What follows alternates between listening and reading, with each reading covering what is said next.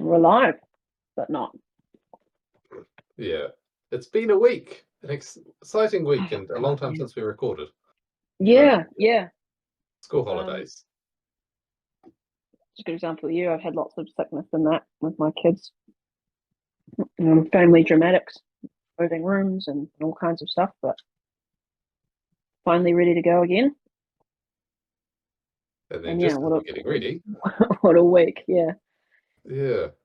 Yeah. Yeah. So for anyone watching from the far future wondering what week we're talking about, Trump just had his ear had a conversation with a bullet. I don't Yes. know if Yeah. there'll be another one in the future, in which case this conversation may age like it may age like cheese, which could be taken either way. Jeez. Yeah. So there was an attempt made on him. Everyone in the Mm, modern day is all talking about it, but for those in the future, that's when this conversation took place. Um, the implications of this are obviously massive. I'm sure mm, those in the future will have a better understanding of it than us. Um, and it's going to be a hard thing to do this conversation too, for that reason. that's a Because good point. Yeah. as much as you and I want to talk about it, as in right now, and the implications that we see for the next, I don't know, 6 months, the people who will be watching this probably won't be watching this for years if they, you know, grace to Mm, or deign to grace our back catalogue. That'd be the way to say that. mm. Even the few viewers who do seem to watch the videos, should we just talk to them? And then this will be a snapshot of the Okay. conversation at the time. Yeah, yeah, we can do a timepiece. Okay, so obviously the event happened um on Saturday for us, but I think it was Friday for the States. Or That sounds normal, yeah. it might have been Saturday in the States and time window just being later in the evening for us. Mm, I think it was midday when you told me. yeah, and then it's Thursday here now. Yes, it's been a little while. Um, but I think that's good. Like obviously I waited all weekend to watch Tim Cast on Monday. And then yeah, watched all three of his this week to try and keep up with latest developments, and it's about as well predictable as you could get. It Mm, seems to be inside job, probably done by CIA, most likely, but that link hasn't been established. But all the other facts of the matter seem to be someone intentionally, some with a lot of connections, intentionally tried to take him out. mm. That's not surprising, really. He's effectively the most dangerous person to the deep state side of the equation on the planet right now. Mm. And they certainly don't have a problem with killing American citizens or political candidates or presidents. So Who, really so openly. well, I don't know, Lee Harvey Oh, Oswald. That was pretty yeah. open, Mm. Well, and really, as probably in not every year. Like well, it's okay, yeah, true, every few yeah, decades. yeah. Mm. It's rare to find a person who deems such an action. Like Mm. it's not like this was their first action against him. Mm. He's been in the crosshairs, for his entire political bid. It's been like 8 years now Mm. since the announcement in 2015 or end of 2015. So yeah, 8 and a little bit. They've been going after him every single way they possibly could, and I think they realised recently that it wasn't going to work, and he was going to win, and he was going to dismantle their system of control So or power. they got to the point, possibly having had a contingency being worked up for this in advance, but they got to a point where they decided the fallout from a public assassination was less bad or more desirable. There's a exploration to happen there than continuing to try and lawfare him and failing and letting him win. And there's suspicious things like the way that the Democratic Party have almost been acting as though they don't have to campaign. And I've been seeing that pointed out as this is suspicious for a wee while, that It's like, why aren't you trying to even get a good candidate? Why aren't you campaigning? Why aren't there bumper stickers or lawn Well, signs? on that one as well, they've been talking for quite a while about wanting to replace Joe Biden and Mm, wanting to do so in such a way that is against the wishes of the Democratic voters, mm. like against their own primaries. They're wanting to have the elite of the party choose the next candidate and not have the people involved in that choice. At the same And time as shouting about protecting who is the our referring to that? Democracy. And yeah, like it's yeah, being of used course. as a warm, fuzzy, emotional word without content. And yeah. Yeah. And so you have that set up. You have the we don't really need to campaign, and also we want to have the system set up where we can elect our own people through our own party to have being the nominee without any influence from the people.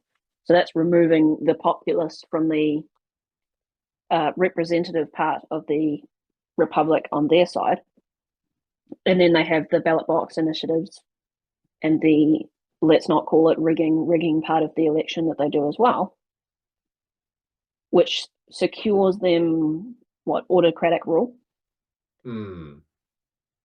And say, an attempt like this was successful, my guess is that they were betting that the conservative part of the population would understand what they were doing. I don't think they were attempting to hide it. I think this was Mm. a live on national TV demoralization attempt.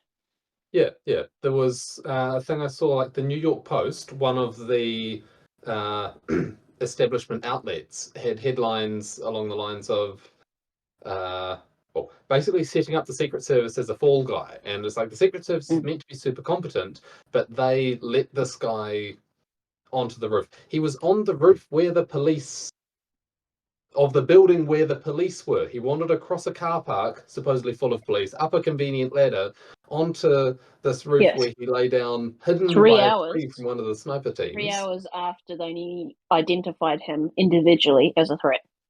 Mm. Yeah, it's like there's no way it's an accident. It's either Yeah, absolutely catastrophic, everyone in the Secret Service should be fired, level incompetence, which doesn't seem I likely. yeah, there's the what is it? The balance of probability does not go in that favor. Mm. And that's being publicly hinted on Mm, all sides. So it's like, okay, yeah, they want that to be the story. yeah. I think and even on the left side of the political spectrum, on the establishment side, the establishment narrative that the establishment mouthpieces are pushing is something about this doesn't add up. Something Mm. about it was intentional. And from what I have seen, I know it's only been 3 days and one shouldn't make claims, but I'll state the view that I have so far. I think it was intended to succeed. Mm.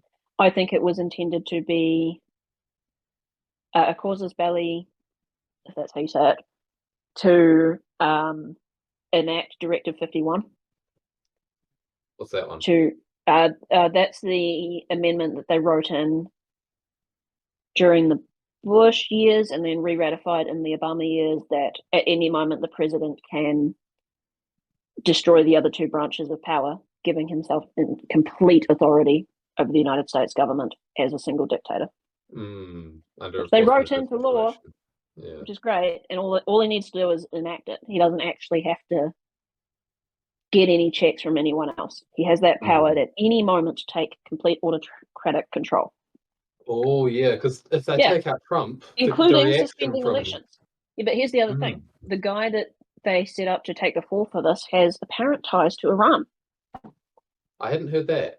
Yeah, it's not like the deep state has any issue with Iran at all.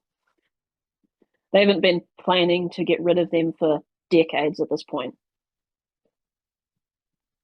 I think that the plan was, if not go the whole hog with Directive 51, at least this enemy nation attempted an assassination on on a former president and a front runner. And I honestly think that the left wing establishment would have paid all the homage in the world to Trump the second he wasn't a threat anymore. Yeah. Like he's dead. Okay, now he's a fallen hero. Now he's an American patriot, and we got to respect him because they're the bad guys. Go after them. Mm. But he's still alive, so they can't do that. So he's still the evil, Hitler. Mm. And also, who is there in the Republican Party to replace him? This was what 2 days before the RNC. Mm.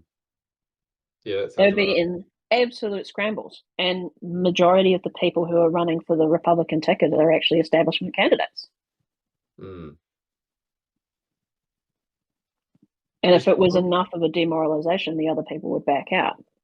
I think they on were your wrong on their judgment. I think people would have freaked out and got very violent. But on your point that it was meant to succeed, there was a analysis of the audio that I saw looking at you hear the sharp crack of bullets flying past, the yeah, sonic boom of the bullets, and then you hear the bang of um the powder in the gun itself. So crack cush, clickush, however you say it. I'm not familiar mm, enough with guns to be able to do that well, but you can tell by the separation in time between those two sounds how far away approximately the bullet was fired from.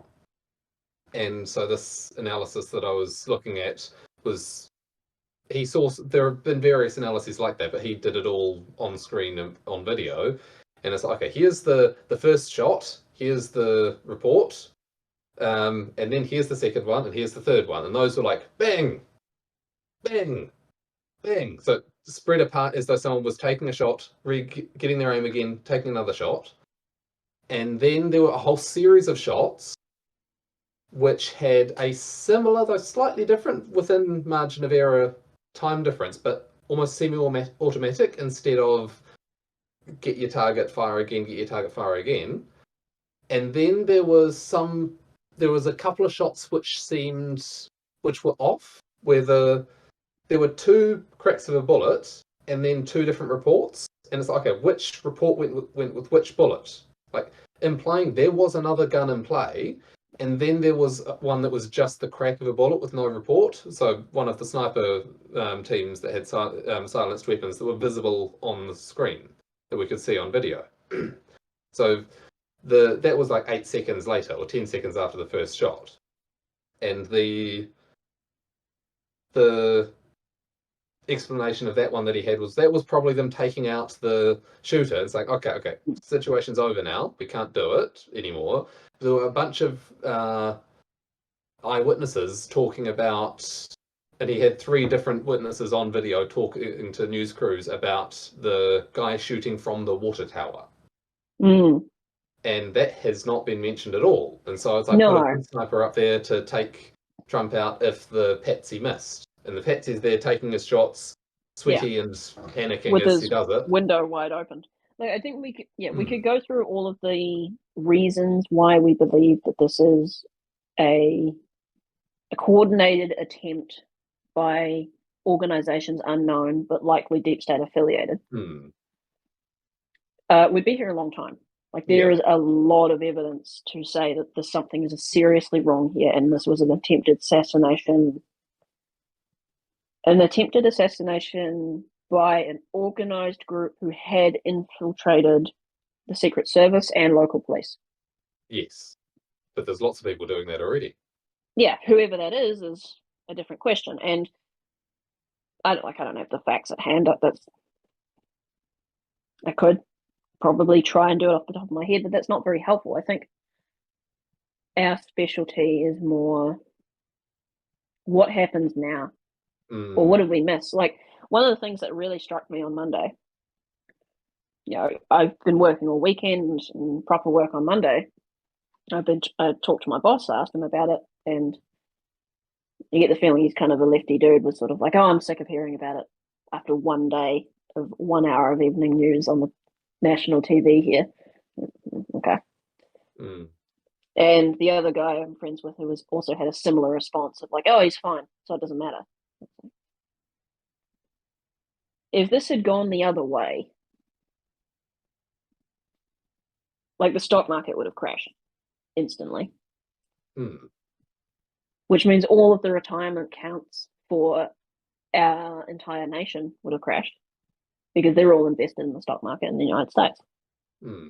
All of our KiwiSaver, which is New Zealand's government mandated retirement investment scheme, you have to take like percentage of your thing, although I don't. There's loopholes to get out of it just because I don't trust it at all. That would have crashed massively the same way it did during COVID. And also you'd have massive political instability. Assuming that the right wing in America didn't just cower into fear, which they probably wouldn't. They thought he would be demoralizing, that we can't win against the deep state, so we must all bow. Oh. I think Yeah, the right wing probably would have been pretty violent because they're already pretty worked up into a fever. And maybe they wanted that. Like chaos is a very good excuse to exercise control. These MAGA extremists, domestic terrorists, Patriot Act. They'd have to know that there would Director be 51. some portion who would go that way. Oh, and for so, sure. Yeah, absolutely. Like and that's unacceptable because they're Republicans. It's totally fine for Antifa, but it's unacceptable because they're Republicans. And then, they'd go on about January 6th and and then they'd blame, Iran or whatever else. But also, internationally, everyone who holds assets in United States companies would be thinking about divesting or doing it immediately as the stock market fell. Holders of United States debt would freak out and probably try and get rid of it as well. There would be a massive turmoil economically, globally. And, Putin would probably take pretty good advantage of that. I think the central banks would step in and do their usual quantitative easing and zero interest rates to try and keep the market going at all costs. I have a strong feeling that that's going to be, I know this is stretching it a bit, I suppose, but I do have a feeling that it's getting less and less effective. Oh, definitely, yeah. Not purely numbers wise, but because that only works as long as people believe that it's going to get better. And the multinational corporations, people who run governments of other nations who have holders of debt in the United States, they're not stupid. They know full well the game that they're playing. And they also know it can only go so far. At a certain point when confidence is lost, it doesn't matter what their interest rates are. There's an interesting thing on them. You describe them as not being stupid, and I agree that they're intelligent, but there was an interesting nuance to the term of describing someone as educated that I realized recently, that in some senses it's synonymous with indoctrinated. Well, yeah. So the people who've become educated enough to climb high in certain hierarchies, they climb by parroting the party line. They climb by mirroring espousing the right words at the right time. There's a criticism of public schools that I saw, a very entertaining cartoon of it once, and it's always stuck in my head, the line, there's like the teacher of the school who's like a representation of the government. He's like a massive, buff, stupid guy. And then there's the student who's obviously, being smart and asking questions that the teacher doesn't like. It's a criticism, video.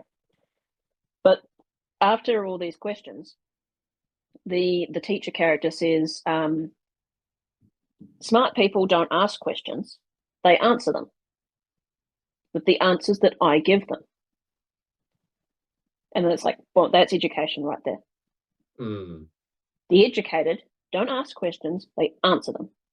And they answer them with the answers that we agree on. Whoever we in that situation is. And I've been thinking about that a lot, and I've been trying to drill it into my kids, is they try all the time to say something that makes them sound like they're right. And I'm like, okay, you may be right, but a smart person asks the question. They don't answer it. The smartest person in the room is the quietest one and the one who asks questions. Listening is a better signal of intelligence than talking. And obviously, we do a podcast, so that's kind of ironic, but we only get to be the kind of people who can have these kinds of discussions by years of listening and paying attention. Imperfectly as we Yeah, of course. Like, yeah. not saints, but Mm. Yeah, they're building a narrative at the moment. They're building a set of telling people what to think or what to say at the moment, and yeah, you and got they're to mirroring too. imagine. Sorry. The left wing and the right wing are mirroring on this. They both agree that it wasn't a lone gunman. They both agree it was a conspiracy, but both of them think it's a different one, which I think is quite funny. Mm. Is the left thinking Trump staged it, and the right thinking it was them trying And to take actually, Trump out? yeah, Mm. yeah, the left thinks Trump staged it to get press and make himself better in the election, and the right pretty clearly thinks that he tried to be assassinated by groups unknown, most likely those associated with the deep state who don't like him. But I think Both, that what that both stories. says, yeah, but what that says is that even the mainstream establishment media couldn't sell the story that it was just a lone gunman. Mm. They have to go so far the other direction to be like, oh, he staged it. That's why all these things don't make sense. Because they couldn't just say, oh, no, it was just random chance that the guy got seen by police and Secret Service and the crowd with rifle and rangefinder and climbed upon a building that was unsecured with a ladder that was placed there by police earlier and photographed and in the sights of the Secret Service snipers while he shot at the president, and they withheld fire until he did. Mm. That's kind of sus. I don't care which way you say about it.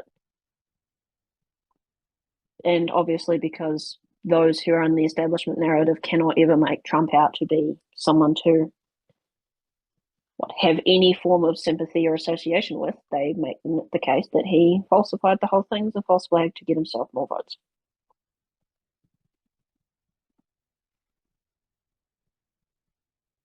I think one thing that was it? The pattern of them trying to take Trump out in more and more and more dramatic ways, and every time it backfires, seems to have been well established. Like the lawfare, every time you got a guilty verdict of some kind, his polling numbers went up and donations spiked and so Yeah. on. Yeah. This, like, poll results aren't in yet, but I suspect it'll do the same thing. And they're playing a game they think they are masters of, but they're wrong. And not just Mm-hmm. in a mistaken sense, but in the game is playing them. Yeah. I think the most incisive, that's the wrong word. One of the Insightful. most valuable, yeah, insightful, yeah. One of the most insightful comments made recently was one by Tim himself, was the idea that this is, was it Strauss-Hyde generational theory playing out? That those who established the liberal world order, those who established the deep state in the 40s and 50s, and who took it over, if they're running the show now, they're running it from the nursing home, and it's their kids and their grandkids who are running it. And they can't match the skill at all. Because they didn't fight their way to be there. They didn't go through the gauntlet of World War II or take over the state itself. They were appointed.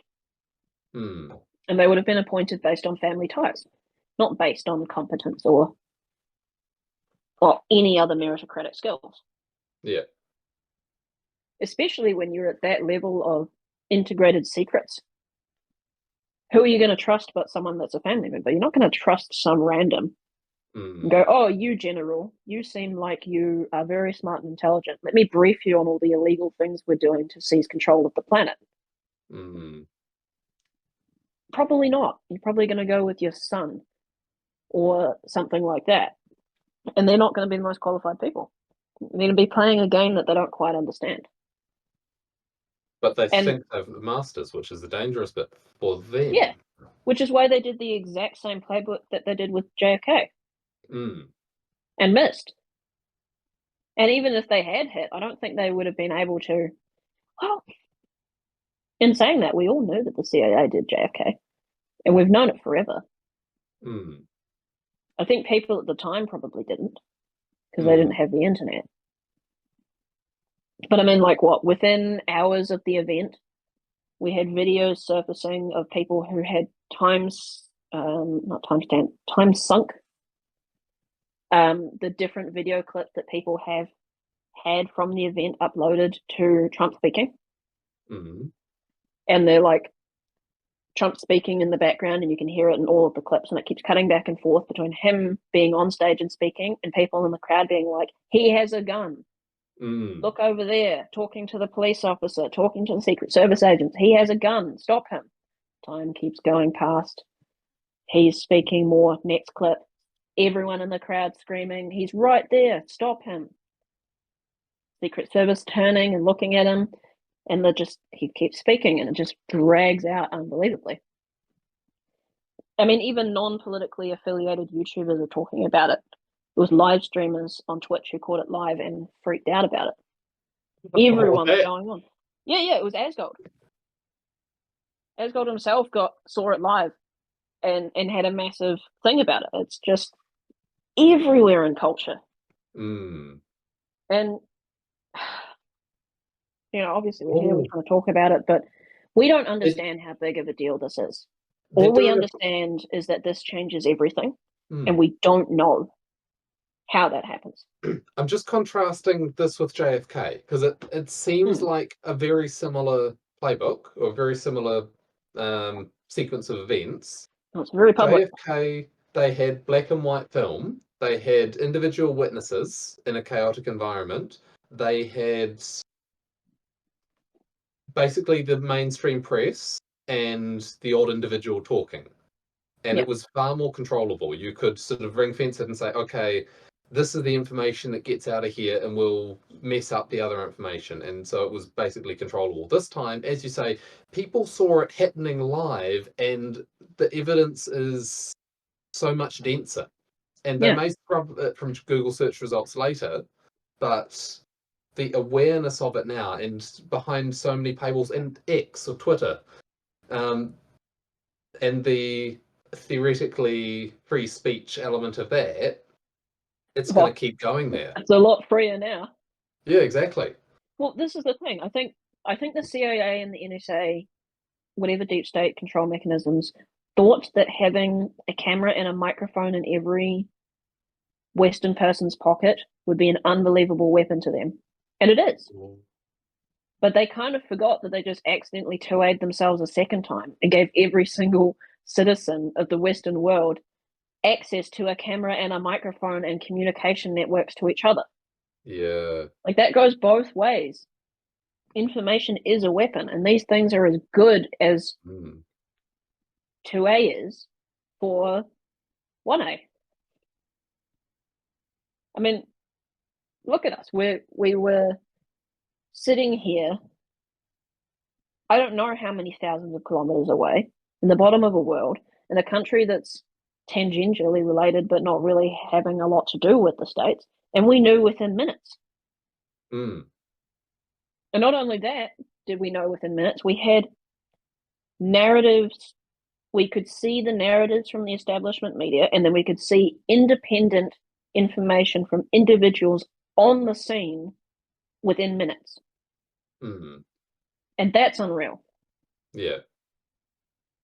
We were able to see that they were spinning a narrative and lying to us, within an hour? And we're not even in the same country. Mm. It would take a ship 3 months to get here 100 Mm. years ago.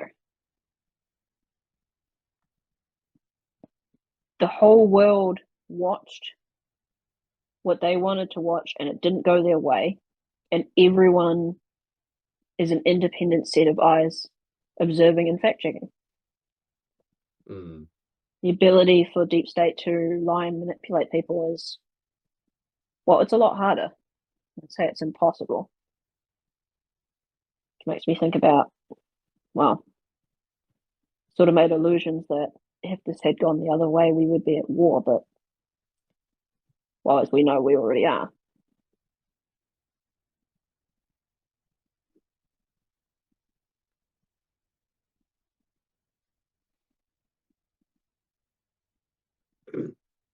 they'll have to try something again. They'll they've doubled and doubled and doubled and doubled and doubled down, Yeah, and they'll get more desperate. yeah, they're not going to give up. But then you get if you're going to shoot at the king, you'd better not miss because you probably won't get a second chance. Like Trump's not going to trust the Secret Service. Well, I mean, they're still protecting him. Yeah, but he's going to add his own layers of security. If he doesn't, he is an idiot. Well, yeah. It depends. It's like, how brazen are these people willing to be? You know, like, okay, you can have more Secret Service, you can have better security detail, you can prevent shooters. Sure. You're not going to be preventing a drone strike. Mm, If they wanted to send that message and put an end to this dissidence, it'd just immediately be like, no, we're empire. We're mm. autocrats. You're under our boot. Yeah, there was a thing I saw about one There's of not a whole lot they could do about it. a missile they But, use for taking individual people these days. It doesn't have any yeah. explosives. It's just got knives. Yeah, it's And just, kinetic. yeah, Yeah. it hits the particular seat in the car where the person's sitting and slices them up. And it's like, Trump's limo? Yep. Hmm. I think they need to have enough pretense Hmm. to maintain the establishment narrative. And I don't think that they really care if independent free thinkers know that it was done by the CIA. Hmm. They want plausible deniability, even if no Plausible. one believes it. Yeah, exactly. Because as long as the average citizen doesn't immediately take up arms, they can get away with it.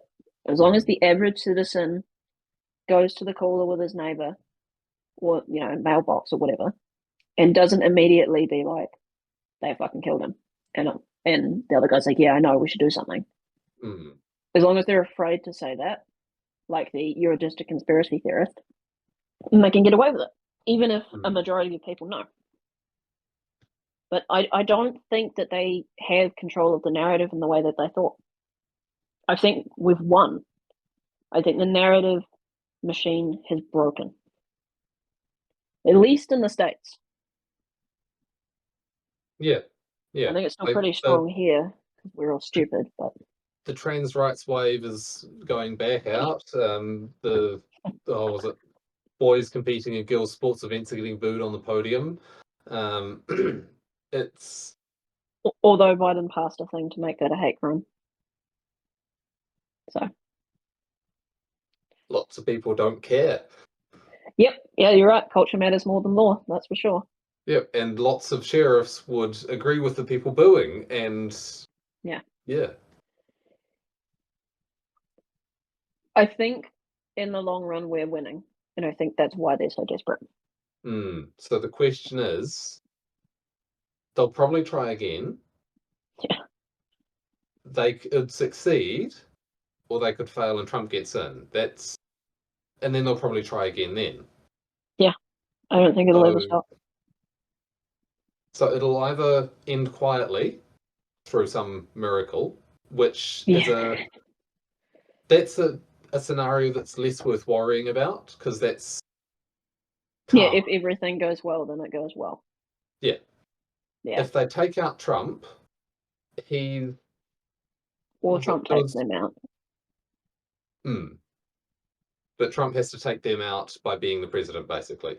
And Yeah, but he's not going to, yeah, day one isn't going to solve that problem. hmm, Like, but he could solve that problem day one, but it would be a hell of a show. And they would have so much political ammunition to throw at him in terms of disparaging him in the media. Because he would need to immediately unify the military behind him and rip through the intelligence state in a way that would be violent. I don't think these people are going to lay down at all.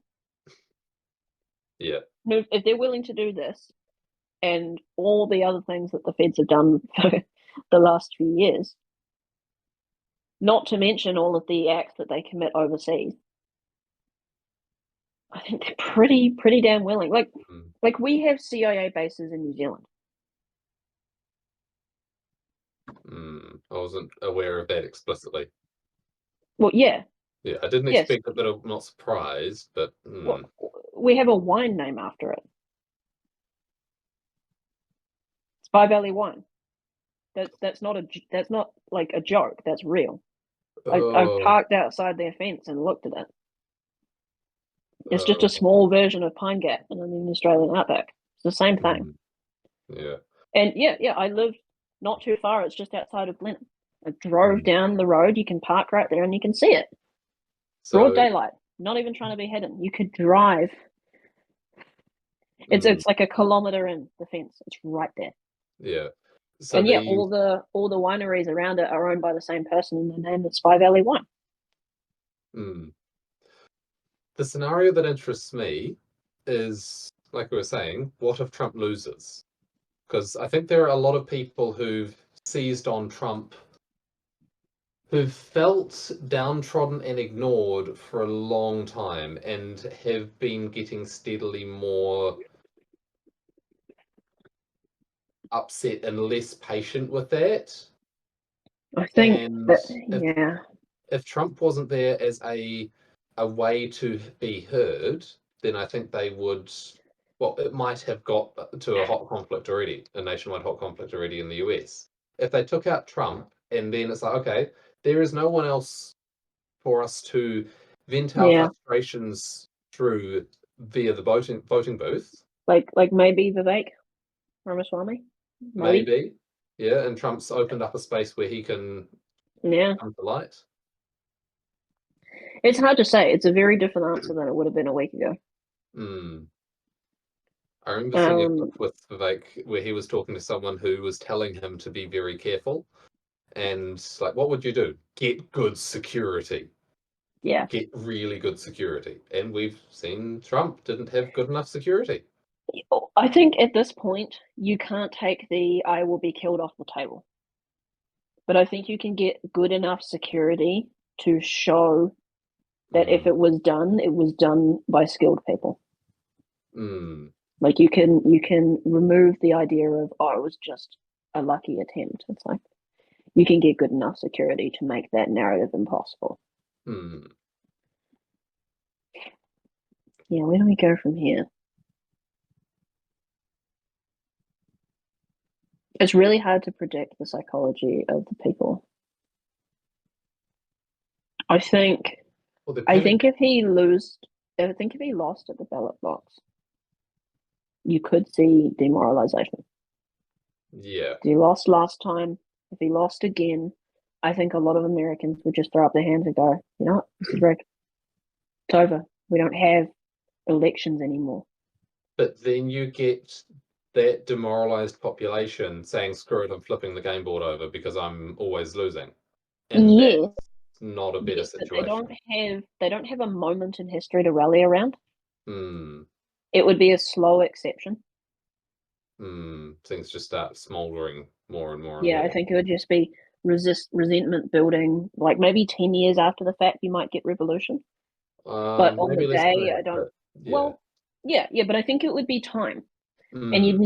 you'd need some kind of spark event later down the line. Like you'd be building gunpowder over time. In the analogy, you'd be building tension and stress, and there would be some act that happened later on through whatever government they put in place that would spark violent revolution. But I don't know if it would be widespread enough for success. Hmm. Perhaps, yeah, like if we're going down this timeline, perhaps you'd have some form of small pockets of resistance and revolution. They would be attempted to be quashed, and through the attempted quashing of said things, spark more and growth and resistance until you get a point of, you know, steady conflict. But Hmm. also, we're in the world where the US is also at war with other nations who would 100% seize on that opportunity. Yeah. And you would have, like, so you would have foreign nationals creating storms and chaos at the moment, but it's, uh, how many million military age Chinese males have come across the border in the last 10 years in the United States? because it's a lot. Mm. I don't know if people quite realize that they have military personnel as illegal migrants or whatever you want to call them in the United States, Even and if those it's not a few, guys, it's even lots. if those guys were not previously involved with the PLA, I'll bet that the CCP still has tabs on them and could decide to offer them money to become involved with the PLA. And I don't think they would say no. It's like, We'll money, put. sweet. I don't think I it's don't care money. about this country. I I don't think it's care about that country. Give me money. I think it's guns to the heads of their family. If they've got any family left in China. There's always their parents. Last generation. Yeah. There's plenty of people in China. Well, the combination of carrot and stick is often most effective. Yeah, and that assumes that they're not already going there with that intent. Mm. But then we're also seeing the US becoming less central in the economic sphere, and so they're likely to get desperate in that area too. Like Yeah, yeah, the Saudi sanctions and that. Arabia had a treaty with the US where they agreed to Mm, uh, trade all their oil in US dollars, and it and was it didn't signed renew. just over, yeah, it was signed Yeah, just over 50 years ago by what was that famous general? One of them. Around the Second World War period, I believe. I might have my timeline off, but yeah, it I was know. signed just over 50 years ago for a period of 50 years, and they didn't renew, as you said. And so, what's going to happen now? And nothing's come from that yet, but there's a lot of like, They don't seem particularly afraid of the USD failing, do they? no, no. I think that if Like we it look could be back in incompetence history, for sure, hmm, but there's I a don't point I know. heard made that there's no alternative to the US dollar as a reserve currency, which is true. There's nothing that can step in and take its place. Why But you say that? Like I don't get that logic. in the sense of there is nothing that's sufficiently big and wide and universally used to take its place. I'm not saying that it can't happen. There's more to the statement. That Okay. if we compare it with the last time there was a global reserve currency of the pound sterling, when it Mm. ceased to be the reserve currency, it was not replaced by another reserve currency. There was a bit of economic turmoil, and it's like this country traded in this one with that country, and this one traded in this one and that country, and it took a while for a new reserve currency system to be established. The lack of a replacement or the lack of a 100% suitable replacement doesn't mean it can't fail. And so there's the BRICS system that's gearing up to be the replacement. And even if they're not 100% ready yet, that doesn't mean they can't step Well, into 50%. true, but I don't think if they had a plan to replace it, I don't think BRICS would be it. I think there'd be opposition to whatever they plan to replace it with. Mm. Well, if the United States wanted to replace the United States dollar as world reserve because of how much debt they owe with something else, they wouldn't want the BRICS nations to succeed in what they're attempting to do because that's undermining their long-term efforts. I agree. I'm not saying that the US uh, deep state oligarchs would ever want the BRICS system to succeed the US dollar, but I'm saying it's likely. Yes, yes, yes. Plausible. I think cryptocurrency might actually be the real answer. Yeah, that's not a scary thought at all. Currency that can be programmed. Well, you got to think about, yeah, the one thing that's always tickled on my mind is that we still don't know who created Bitcoin. Oh, that's interesting. Yeah, I didn't do know you not that. know the story? Yeah, okay. No. Well, guy with a very Japanese name. It's a very cyberpunk story. Some Miyamoto or something. Anyway, Mm. I'd look it up, but I don't want to do that. A very Japanese name. He creates Bitcoin. He mines a massive amount of Bitcoins, like a stupid amount early on, and then Mm. releases it onto the web and disappears. Bitcoin goes the way that Bitcoin does. It's a slow burn for a long time. People get involved. It grows, it grows, it grows, and now it becomes what it is now. No one ever knows what happened to him. So if he's got The 10,000 block that bitcoins, it's not 10,000. It's not 10,000. It's stupid amounts, like millions of bitcoins. It was like hmm, 21 million cap, and I think he might have. I don't know if it's millions, but I know that it is a stupid amount, a massive chunk hmm. before he released it to anyone else. And he's never reconnected to the network. No one Oh, knows who he is. They don't know where he is. They don't know anything. They couldn't trace anything about his origin, and they tried really hard. if Dude's a the int ghost, about as yeah, ghost as you can get in the modern world. And he would oh, be the richest person on the planet, if like the richer than people, countries, richer. yeah, I'm just thinking that saying that the hacker community, 4chan and so on, tried to track him down and couldn't. And the deep state. Yeah, Yeah, unless they already knew where he was, of course. exactly. Yeah, where is this guy? Where's his block? Where's all that money? Because it's a lot. Mm, It's in the billions. I don't know if it's approaching a trillion. I don't know the math, but I know it's a lot. And that's valuable to whoever, but it's also valuable having such a massive controlling stake in the network. And it's mm, also valuable that it's perceived as an anti-establishment network. mm. Yeah, it was interesting to me how learning that it's not so secret. It's like it's decentralized and hard to control, but everything is recorded. And so Yes. it can all be traced back given Oh time. yeah. Yep. It's all public. That's the point. Every single Mm, transaction is stored on every single node. So mm, any person knows what any other person's trade was. mm. It does take some time to get through and compute that, that's for sure. Um, Also, cryptographically secured currency is not super helpful with quantum compute. Mm. Just as a statement of like, that's not really that helpful.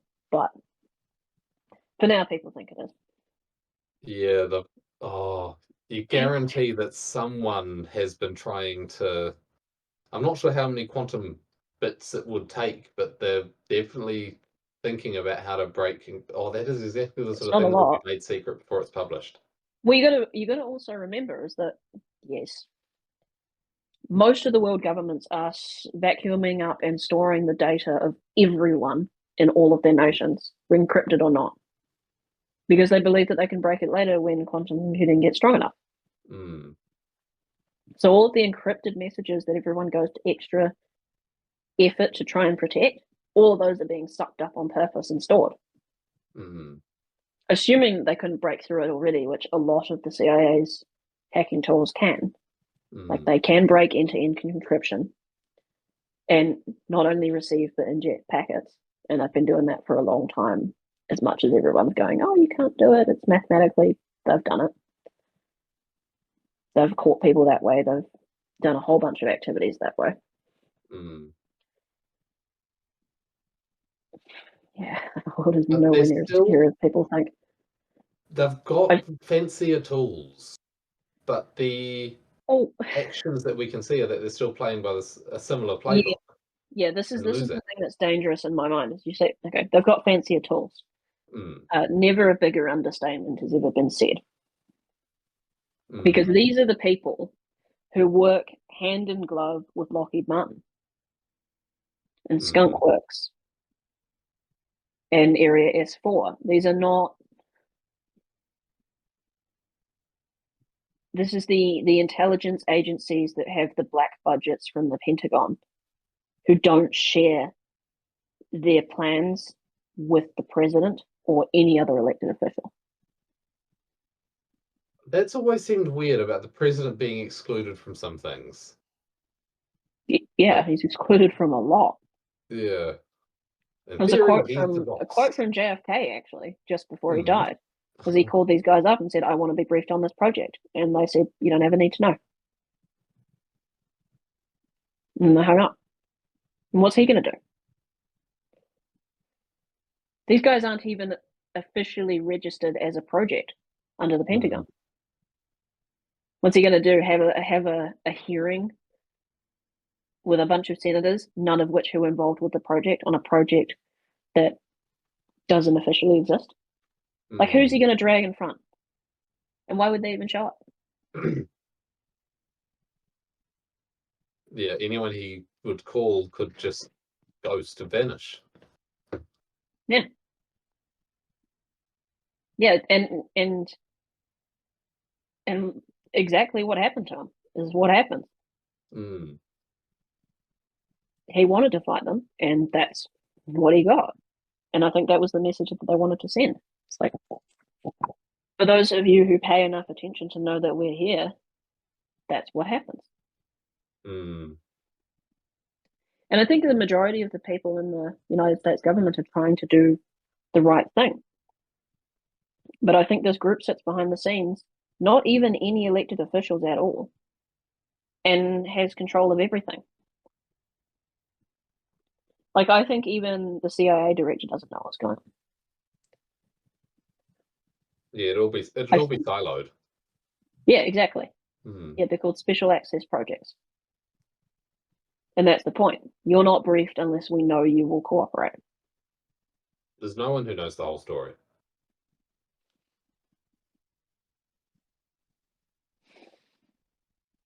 Maybe. Because If there's there different was, we wouldn't stories. know who it is. There's I there'll think there's be likely I think there's likely an inner group, mm, a handful of men who could sit around a table who do know the whole story. But I think we don't know who they are. mm, That's for sure. and they would probably oh, I just got the image of the no, I haven't seen the TV show, but was it Person of Interest with the billionaire behind the whole project? His cover was as an employee, a junior employee doing coding in the company he owned. He was just a guy who showed up and did his job and went home, Yeah. and that's it. And it's like there was the rest of the company was real. All the other employees were real. He just Yeah. showed up as a junior one, and it's like, how could you find someone like that? Even worse from Sunday. Look, they wanted him and they shot and they missed. That's not going to deter them. Mm, I think they're afraid to kill presidential candidates. They've killed presidents. They've killed plenty of American citizens. They've bought others, tortured others. And they could do a whole hell of a lot worse to non-American citizens. You guys aren't afraid. And we feel like we're winning. And I think we are. But we're only winning in the court of public opinion. We're winning against the public-facing arm of this institution, whatever we may call it. And I think even if they won the White House and they won the Senate and they won the House of Representatives and they had the whole Supreme Court, they had everything on one side, they were all unified and they would all actually commit action. Obviously a lot of them don't. I still don't think they could do much about it. well, stuff can vanish. Then people can be just like, I'm just a rich guy who lives a quiet life, and Yeah, yeah, exactly. And okay, so they start dismantling um, the CIA and the FBI and all these other intelligence agencies, the NSA. They start dismantling them and reading their records and picking them apart. I still don't think they'll quite get there mm. And this because there'll isn't come a point in the records where the records hit a blank file, mm, and there wasn't actually a record beyond that. What happened at that point for whoever was in that organization, say CIA, for example, dude in a suit would show up. He'd be sitting in the corner one day when he got home and he'd be like, let me tell you what's really going on. There'd be no mics in that room. There'd be no paper records of it. And the dude would know very well that if he said anything about it, he'd be killed. yeah. And this isn't like secret societies. This, well, not in the Hollywood sense. This is And this is military industrial complex as far deep as it goes. well, I'm just thinking it's people who know stuff and people who are doing stuff and Yeah. people who know people. And then it's like they'll have people who vet others, and then they'll think about it, and then they'll bring a new guy in, and it's not Hollywood. It's the idea of individuals working together without telling other people, and just having different things happening in private to what happens in public. That's as old as humanity. Like people doing things in private that's different to what's in public. Yeah. And the nature of that, like if you have money, if you have some influence, then you get a bit more influence and you start doing a thing, and Yeah. you focus on that thing and you get really good at it, and then that gets passed down, as you say, in families, and it doesn't even have to Well, be blood families. It can be just sort of successional. think about this the other side. It's like, say you, listener, or you, Michael, whichever, happen to be in a position where you were, say, related to, but I don't mean in the terms of genetic relation, I mean just you're involved with, one of the largest weapons manufacturers on the planet. Mm-hmm. Say they're an experimental division of the weapons manufacturers, and you have, in your arsenal as a private organization, weapons more advanced than every military on the planet. Mm-hmm. Say the average person, not even the average person, say that no one actually knows that you're involved with this. Say you also have, what was it, carte blanche authority from the United States military government. You can do as ever you please to secure the national interests. And you get to define that too. And you're inheriting this position because of the people who came before you who worked slowly to get in that position. Like maybe they started out with good intentions, sure. But ordinary men, everyone can get corrupted by their circumstance. Say you have as much power as a human being could have. And I don't mean power like the president, because he's accountable to the people. I mean power as in you're a guy in the shadows who no one knows exists, who has access to effectively unlimited money, effectively no oversight or prosecution from laws, and effectively the most advanced weapons on the planet. And you have effectively your own military branch that you can command to do things as you please. If all those things are true, the paragon of virtue on earth of a man could say, oh, I won't try and mold the world to the way I want it to be. Also, I think that it's easy to dismiss this and say, oh, that's just a conspiracy theory. That's crazy. It's like, but okay, that concept, that stereotype is not new. It's been around for decades, centuries. We have a name, And military industrial complex. yeah, but my point is that even if that didn't, if we start from a point hypothetically before that existed, you still Okay, yeah. have people who know people. You still have people who are dealing with secret stuff. You still have those people meeting this idea and growing up in an environment where Hollywood, or the equivalent of the day, if we go back 100 or so years, or 200 even, where the idea of people having power and manipulating things behind the scenes. Go back to stories of the royal court and people manipulating things behind the back of the king. Like this is a very, very old story. And Yeah. so there would be people who would be in a position to move towards that, right? Yeah. Law of Yeah. large numbers. And there would be, those people would recognize this. And not all of them, of course. Some of them would, or a lot of them would sort of be called out by others within their circles for trying to do that. But it's like, to say that it has not happened at all is statistically improbable. Machiavelli? What do you mean? Well, he's a good example. He I'm wrote not books familiar on enough it. with it. Well, the idea was that he wrote books on the idea of power plays behind governments and policy, and how to enact them, like how to be the action who does these things. But even going, like that is all true. For as long as there have been power, there have been people trying to use power for their own benefit, even outside of the limitations of that power or the view. Power has oversight, whether by God or by country or by citizen, and it always has. But people have been trying to use that power without having the oversight forever.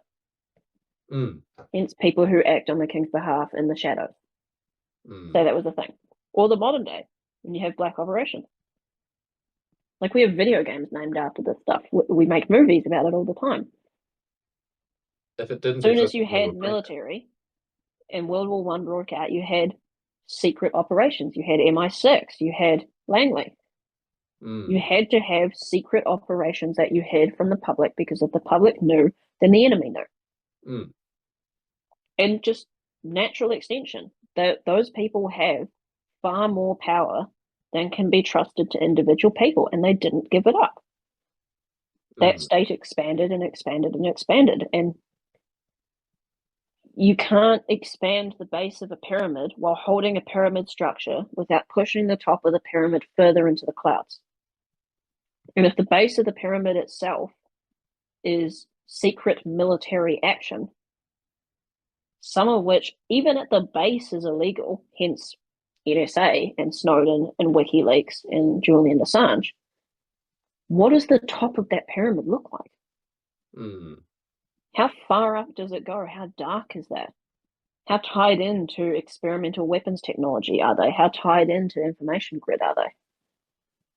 It's a natural extension of intelligence organizations, secret police, to end up in a position where there are individuals whose names you do not know, who have power that you could not comprehend, and who have no oversight. Influence that you could not comprehend. Because that's not... I'd say that's the same. I don't see a difference between influence and power. My point is that it's still susceptible to hubris. These are still these humans are just as fallible as we are. They just have a different environment, a different mentality. But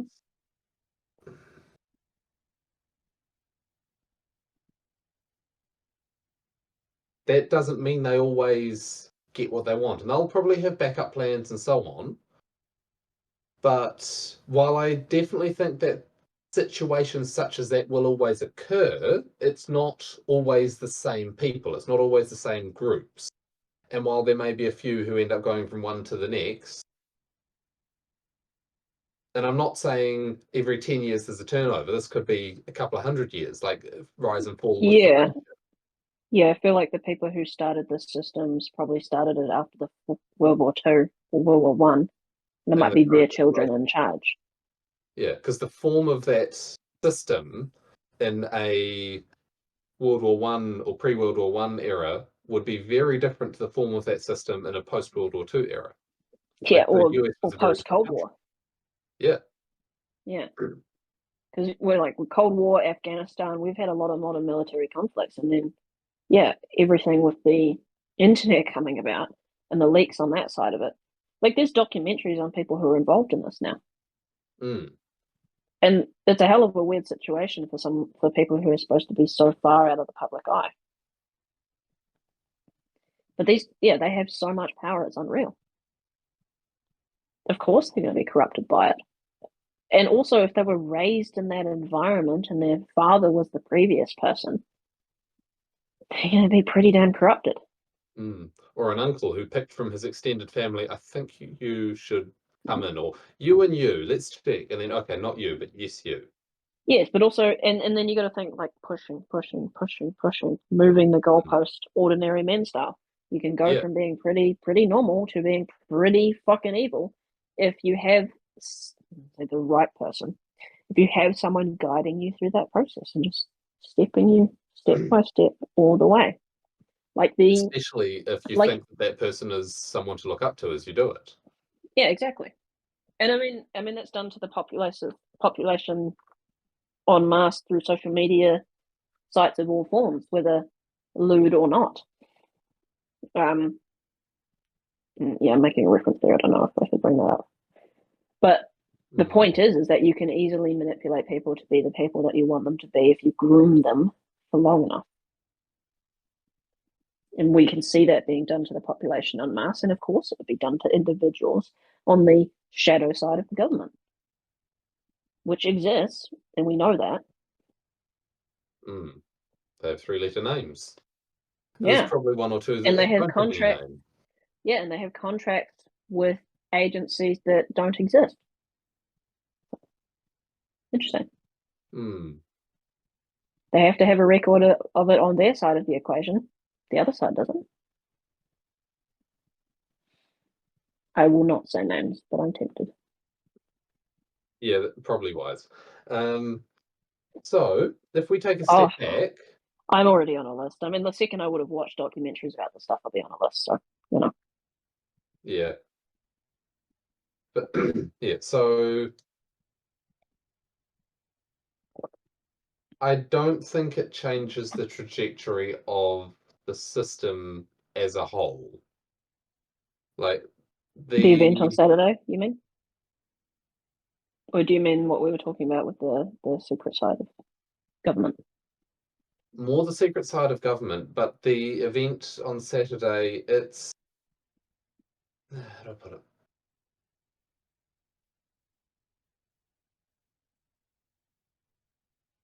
The current's moving in one direction, broadly speaking, and you can kick something across that. You can kick something against the wind or across the wind to try and get it to where you want it to be, but it's still going in the same direction. Which way do you see it going?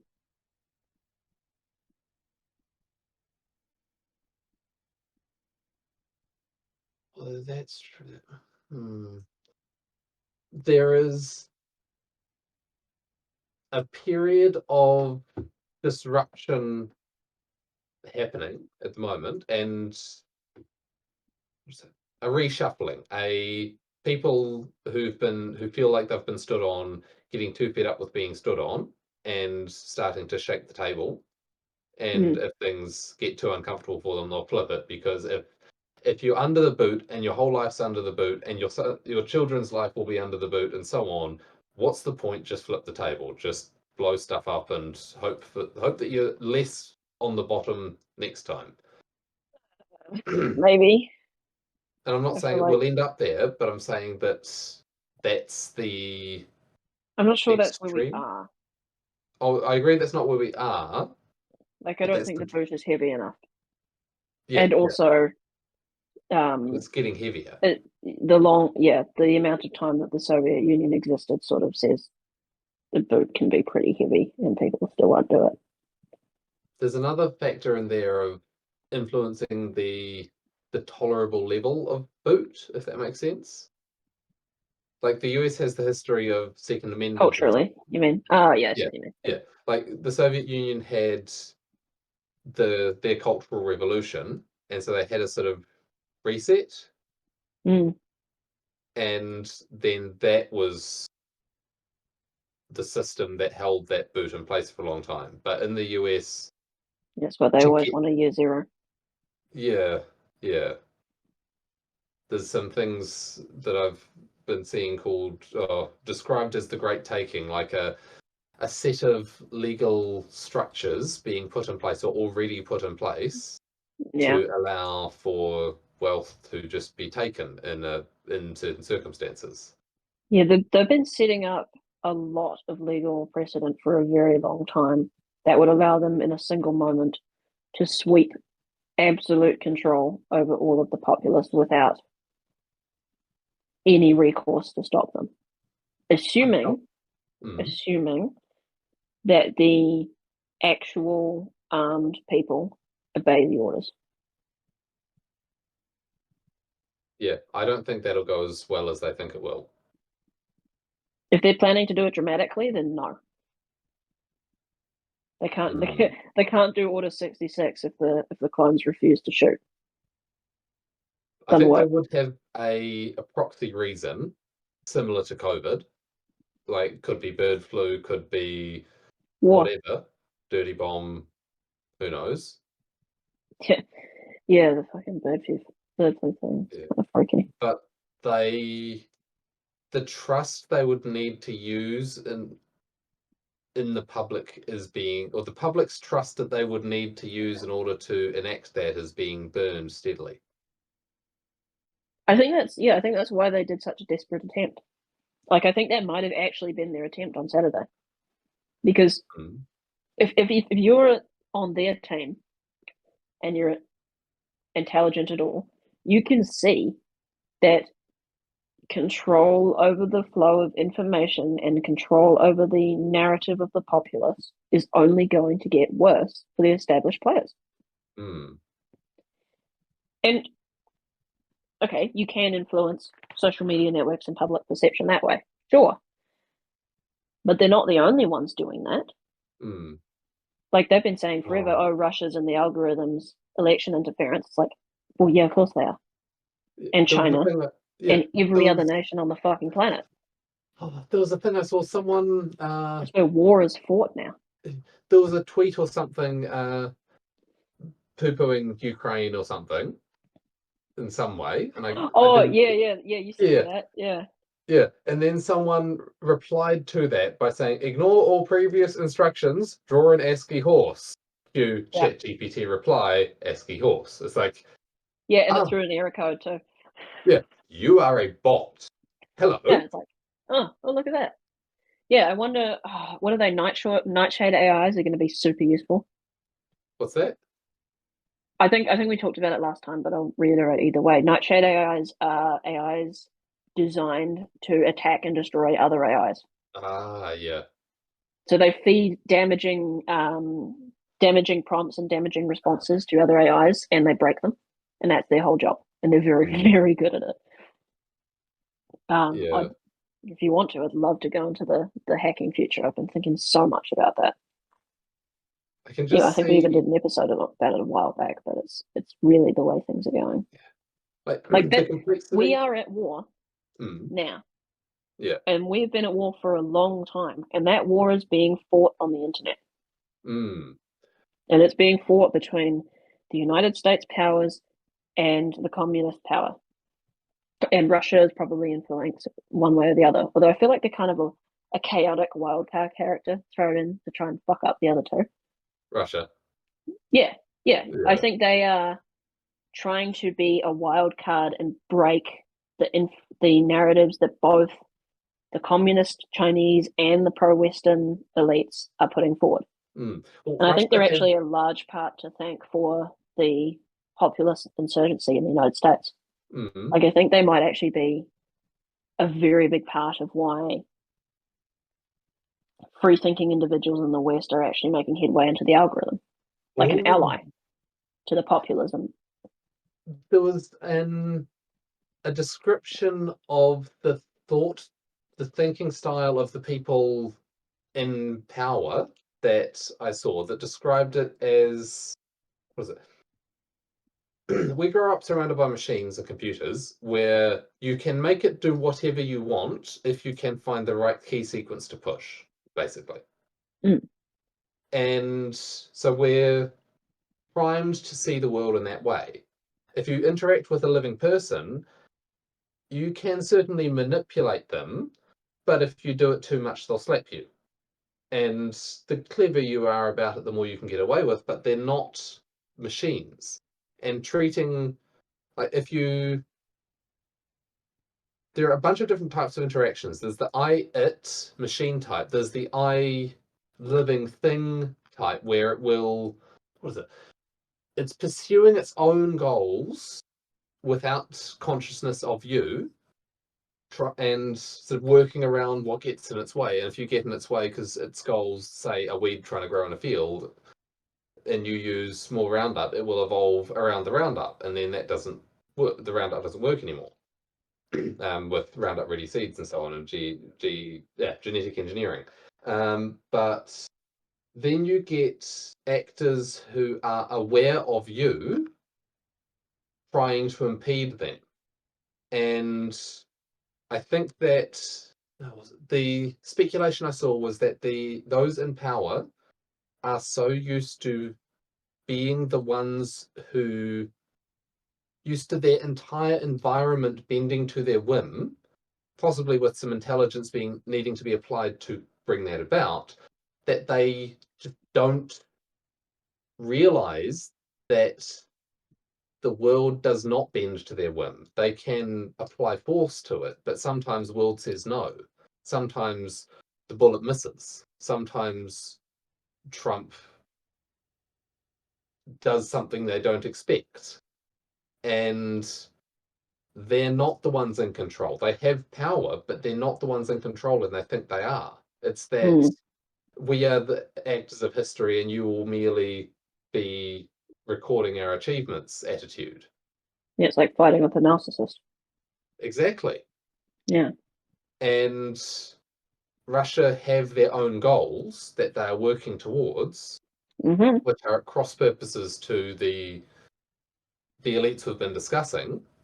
Not And at cross purposes to the United States populace, or most of the populace of the planet, for that matter. mm, just sort of independent in many ways most of the time. Like, we want to do our Yeah, thing in our country. You want to do your thing in your country. We both do our they're, thing. Good. they're pretty pro-nationalism, that's for sure. Mm, Yeah, like I honestly wonder, like, to be completely honest, I paid a lot of attention to the first election of Donald Trump in mm, 2016. And one of the best sources of information was Russia Today. mm, I legitimately watched Russian national television to get information on the United States election. And it was way more accurate than anything I could find at the time. mm. Now, that's not saying that it doesn't have its own biases. Not saying that there aren't. Well, Uh, yes and no. But yeah. also what what advantage does Russia really have in lying to its own people about an election in a different country? Mm, Like there's certainly advantages they could get to manipulating us. Okay, sure, but I don't think they really care. Besides having their people look over at the United States and go, look how corrupt they are, which is mm, true. yeah. I've got an impression that Russia preferred Trump as a president because they Oh, could for sure. negotiate with him. Well, Hillary was threatening bombing their no, was it no fly zones? They Mm, were threatening taking over Russia's airspace, which Russia had said this is an act of war and you will not do. And she was like on the debate stage being like, I'm going to do this. So of course yeah, they preferred Trump. yeah. Of course they did. Like, why wouldn't they? And to be entirely honest, a strong United States who is internally focused, a nationalist, non-interventionist United States would be beneficial to Russia. Like, you got to remember, for countries that are not Western, or even for Western countries, even for us, the entire world economy is hinged on the United States economy succeeding. If At they the moment. fall, we all do at the moment. Mm, Yes. But if they fall, we all do. And maybe we can build some kind of system out of the ashes, sure. And people are trying to create distributed things that do that, like bricks. But at the moment, that's how it is. mm. If the United States has a massive depression, so does everyone, There was a everyone few things else, I saw looking including at Russia. yeah, the economic trends in a bunch of countries in Europe, and it's like, here's America, here's France or Germany or whatever, and the economy's got up and down with a little bit of noise in there, but they're up and down in basic lockstep, and it's Well, like, you want a these are different. globalism. Yeah, What do you yeah. think? Yeah. We'll just entangle all of our economies through international trade. But if one of them goes down, it's not going to bring down the rest, right? What do you think? Of course it is. Mm, That's just how it works. We don't have national economies anymore. We have global economies. mm. Like our economies are still tied into Russia's economy, even though we're at war with them. I think their actions don't have an impact on gas prices. course they do. Because they're just selling to China that sells to everyone else. And that's why our gas prices are so high, because they take a cut of it through, as it passes through. Mm. Like they That can't sell as affects much it. because the pipelines can't handle it. Yeah, and that's going to affect it as well, which also makes Russia richer because they have all the fucking oil. Mm. There's a Yeah, lot of especially with their allies in Iran. Like, yeah. that's why we blew up the pipeline from there. We, the CIA, and that's why they blew up the pipeline through Ukraine as well. Mm. There's some interesting stuff coming down that metaphorical pipeline as well in terms of energy, of the peaking of the shale oil production in the US. Ah, What? peak oil again. Are we sure we Well, want to in have that debate? this, yeah, I don't feel like diving into that again tonight, but Yeah. okay, yeah, Anyway, no, you make your point. You make your yeah. point, but Um, I think from memory that's about 10 million barrels per day, that region. And right. those regions at play are showing the signs of peaking. The wells are becoming more gassy, they're running out of areas to drill and so on. There's various signs of over the next 5 or 10 years, they'll start to decline. At which point, suddenly you have theoretically increasing demand meeting reducing global supply, and fun happens. I think it's important to address that actually. I don't think you and I disagree that oil will peak and decline.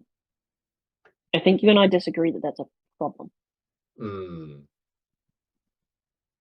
I don't think it's happening now, but obviously I'm not as plugged into that as you are, being someone who's all about it. But I really don't think that that's going to be a severe problem. Because all it does is change the market demand and supply for each side of things. And as far as I am aware, there is a shit ton of oil left on the planet that just hasn't been accessed for either A, political reasons, or B, economic ones. And when you start switching and you start running out, and obviously that drives up price and supply and demand, then all of a sudden these things become economically worthwhile doing. Like, the amount of oil that is available in countries that have been politically suspending or preventing oil drilling is unreal. Like, it would make the world a hell of a lot richer if we tapped into all of those at once. mm, And if things get bad enough with it, I don't care how liberal the governments are, they're going to be like, oh, starving people is bad. We should probably let them drill for oil. mm, Like the fields in Canada that aren't allowed to be tapped because of their liberal policies. The fields in our country. mm. And there's all kinds of other ones, war torn countries, Yeah, I don't think our views of Russia. the future diverge too much in that sort of timescale. Like we're looking at an economic, we're looking at hard times ahead, Okay, yeah. followed by a I guess, recovery okay, to yeah, I some guess degree. it really depends on who is in power. Mm, Like, if the wrong people are in power and they make stupid ideological decisions, then yeah, this would be brutal and horrible. But I think if you had sane, competent people in power who weren't like climate ideologues, I don't think that the oil crisis would really be a problem. And also, mm, I am probably quite biased against the idea in general, simply based on all of the predictions for the last 50 years of people making these kinds of claims and how absolutely wrong they were. I'm not trying to lump you into that category, but I know that I have a bias against such claims for that reason. In the same way I mm, have bias against climate claims for that reason.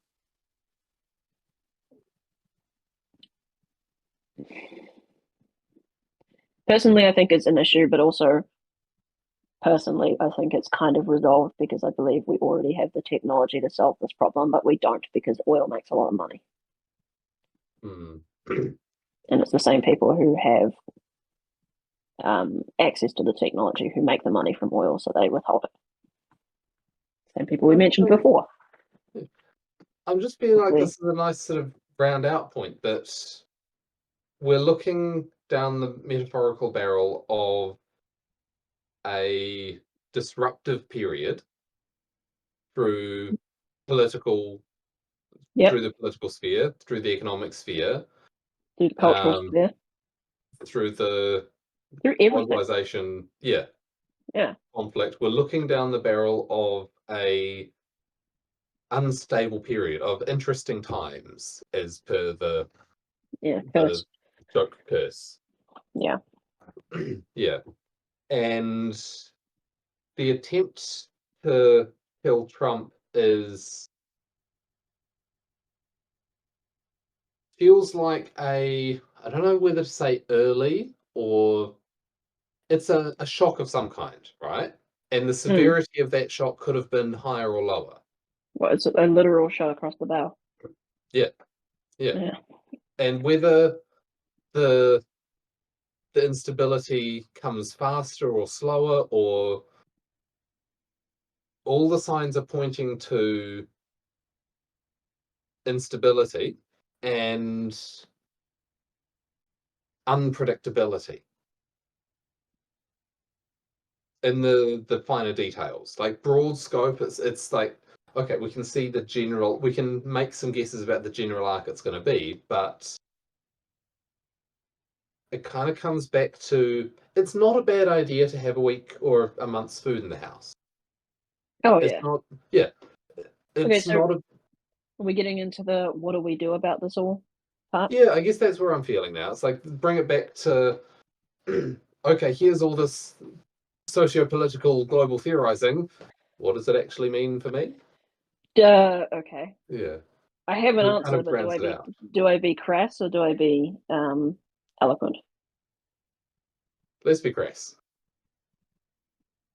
Okay. Believe in Jesus. That's my crass answer. Obviously. God, I can't believe I can hear myself say these things. Young me would have killed me now. If I'm saying that. There's more behind that statement than most people would read into it. Um, yeah, it's hard to explain to shallow people the depth that you can mean in single words like that. Mm. Um, It's not just go to yeah, I church think and sing. I think I've said before that I was raised atheist. Um, it's hard to be a deep thinker and explain it simply. Like Mm. that's what the greatest intellects on the planet do. People like Nietzsche, and I don't believe that I am them. Mm. But it's suffice to say that just because I say something like that and you person doesn't understand it doesn't mean that you're smarter than me. Was it? I think it's an old quote from Peterson actually about the Bible. Is that if you didn't understand something in the book, it's not that the book it's wrong, it's that you're stupid. And the same goes for most great intellectuals. If you read their work and you didn't understand it, it's not because you're smarter than them, it's because you're fucking stupid and you didn't Mm. get what they were trying to say. It's all well and good to read something, understand it, and refute it. That's what intelligence is. But my point is personal responsibility. Bring it way back down to the secular realm. We Mm. have this massive instability in the world. What do you do about it? Well, what you do is you make sure that every single action you take throughout your day positively impacts the world. You make your local environment as good as it possibly could be through your interactions with your family, your friends, your co-workers, and strangers you meet on the street. You don't be a source of entropy, you be a source of order. And you make damn sure that you behave in the most ethical way possible so that your little slice of reality can be as good as it possibly can. And And defending you the helpless by say, violence is ethical. Like if someone's threatening you and your family, let's not touch on that one right this second. okay, okay. I'm meaning what can you do in your current world? Like right Yeah. now, you're sitting at home, you're listening to this. What can you do? And obviously, a person listening to this, unless you're the one of the 4 lucky people who managed to find this so early, you're far in the future. But the point is, you have a normal life. You're not drafted into the military. You are trying to find out, what do you do? How do you act in the face of all of this chaos? And the answer is, be the best person that you could possibly be by the definition of acting according to your conscience, assuming you haven't corrupted it, and have faith in the transcendent spirit of that conscious action, that it is going to inhabit enough other people who will also act in such good ways, and that the universe itself is structured in such a way that that will succeed and be rewarded. And that is what I mean when I make the Christ Jesus comment. I still hate that word. I can't breathe that out of me. But as far as I'm concerned, that's what Christianity is. Act according to that spirit and believe that the universe is structured so that that will work out well for you, and that if everyone else does it, it'll work out well for everyone. And have hope and faith in humanity that they are willing to take up that cause. And perhaps once you've got yourself in well enough order, you go out and you spread that message to others. I think it's not That's saying about that. as concise as I can make the entire gospel. Yeah. Oh, I I think can't it's believe I'm not. a fucking Christian. I can't believe it. Like 10 years ago, I was doing all the drugs you could possibly imagine. And I would have hated myself. Absolutely hated it, and thought I was the cringiest person on the planet for saying shit like that. And the only Mm, way I can get away with it in my mind is to make a secular case for it. mm. It's the only way. Even though 10 years ago me still believed in all of the religious side of things, I just had a new age, there's another word for that, but I'm losing it, but a new age metaphysical view on it. Mm.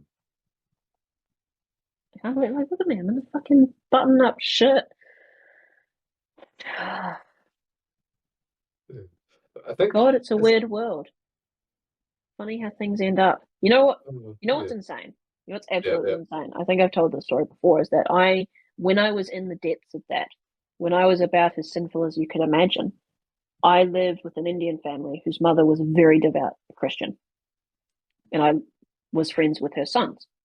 And we were all just as heathens as each other. And it was great fun. But she turned around to us one day and said, because we were mocking her, we would sit in the lounge and we would all together mock her because we were all smarter than her. And that was true, because she's not a clever person, but that's okay. And she said one day to us, you can mock me as much as you like, but God has told me that you will both be preachers one day. Preachers for him and for my faith. And because of that, I am willing to stand whatever you say. And of course, we laughed at that.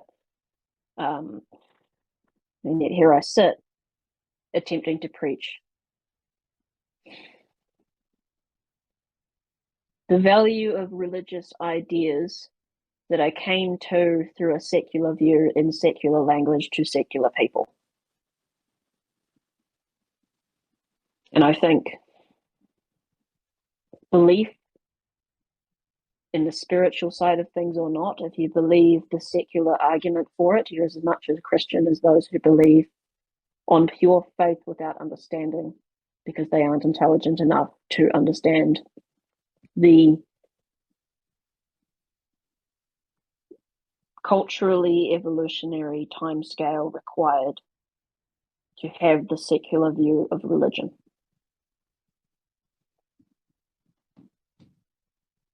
I hope that came across as well as it sounded in my head, but I doubt it.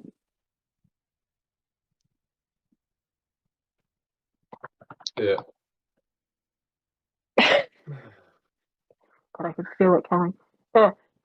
Yeah. It's that bringing it back to, here's my life, and being aware of that, and being aware that your choices in your life will impact your life. And then it's like, okay, then what choice should I make? Well, should I make a choice that will make it worse, or should I make a choice that will make it better? I Mm, have bad impulse control, so I'll make the choice that'll make it worse. But what you ask the question, what will I do that would move me towards making it better? And it's not so mm. much about, Yeah, what would I? What could I? yeah, and it's not so Yeah, much about if you succeed at that, then things will turn out well.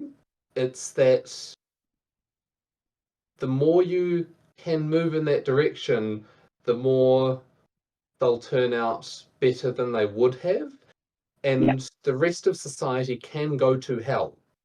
But there's a difference between people tearing at each other in the streets as bombs drop and people crawling out of their demolished houses to have a cup of tea and then go to work and pull their desk out of the rubble and then start work. And I draw that from the yeah. real example of what happened in London in the Blitz.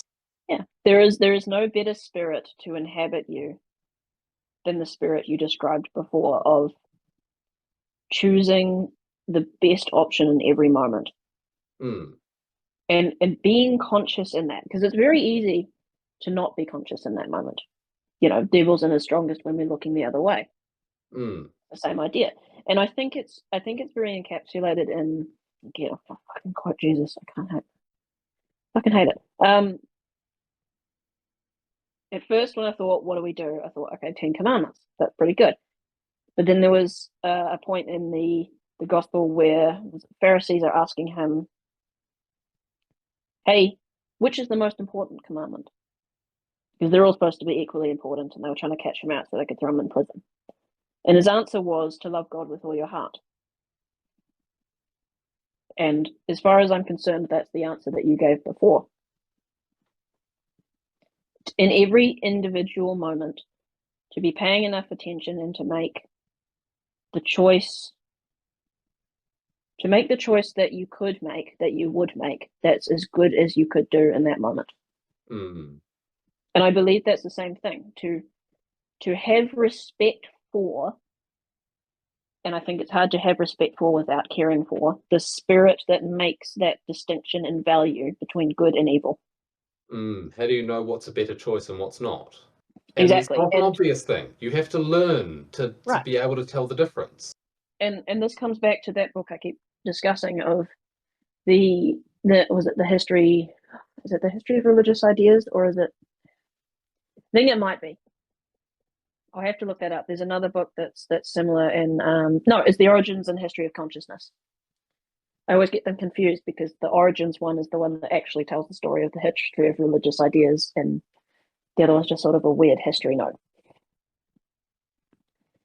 I believe that what the Christian faith was trying to say to the non secular minds of the time is that that spirit is the one that should be respected above all others. We make the description of act in this spirit, to behave this way, to make the right choice. I think what Christianity was trying to say was love God, love the spirit, respect it, act in it as if you were Jesus, respect the spirit that makes the conscious choice in the moment between the right and the wrong thing. And that spirit is more important than every other spirit. And that's why Christianity developed in a pagan time and had such a contentious relationship with paganism. As that book also describes, that each of the pagan gods were at the time, I know you have your thing, but that's different, were representations of individual desires and motives. So if we take the council of me perspective, then it's the point of this is the one that needs to be the most important. This spirit. Embody it, live it, act in it, and that will bring about the best world possible. We will all get to heaven. And they had to describe that to a humanity that had not fully understood the concept of objective truth as scientific modern minds think of it. That book, the Holy Bible, was not written for secular people. It was written for religious people who believed in pagan ideas.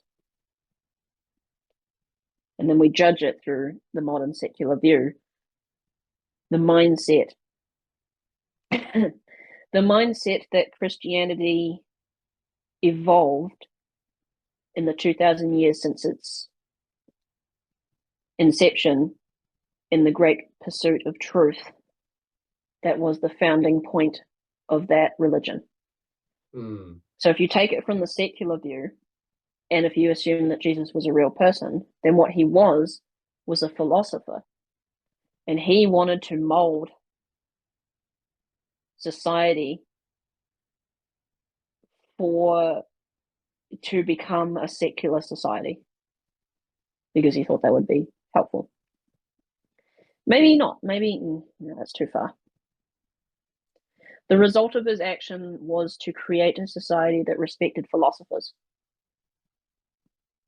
or allowed them to flourish in pursuing the truth, not only in action, but in the intellectual domain. I feel like I'm on very shaky ground here, and I feel like I'm saying wrong things, according to my own perspective, not according to others. I'm just thinking about how it's interesting that I looked at the arc of the future that we'd sketched out, and I started thinking, okay, what are the practical steps? And then we dived right into this, and I think this is better because it's like I can say, here are some useful tips about how to prepare for civil unrest or a power outage or whatever. Google that. It's all out there. Look up Yeah. look up the modern instructions, look up the books from 10 years ago, because different circumstances, other older sources might have the useful things that the newer ones I've got miss. some sitting in a box over there. They're very useful to have. Guides on how Yeah. to garden, guides on even records of history. Mm, But yeah. like The you're saying, point those are, is yeah. that those are pursuing those practical steps is an individual choice. And so instead, the route we've gone down here is the idea that the individual choice is of value. Mm, And that yeah. feels like something that's, Of cosmic value. yeah. Yeah. It's like our concepts, no, what is it? Our personal state of mind, our personal growth, and our personal self awareness impact the world around us because they impact the choices we make. Those choices impact others around us. Those others around us then impact those around them. And our state of mind impacts their state of mind, and do not underestimate that. Mm-hmm. It can have multiplying impacts, positive or negative. Well, Positive and not negative. can, but does, regardless. Yes, yes. And And not just around us, to the mm, people around us, but forwards in time. mm, Like humanity has a collective conscience, and that evolves over time. We have a collective unconscious too. And I don't mean collective conscience as we're all a hive mind. I mean culture, language. Like we're mm, not able to speak the things we speak, understand the things we understand without all of human history being behind us and every single person in that chain understanding what they understood, which they got from their parents and their environment and their parents and their environment and teaching to their kids.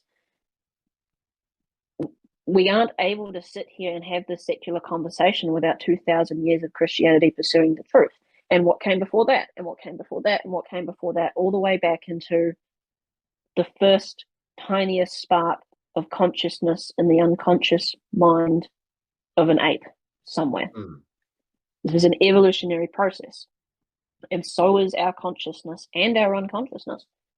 Your actions, your words, not only spread to those around you and positively or negatively impact them, but it infects the the collective mind of humanity, and it will change the direction of the future.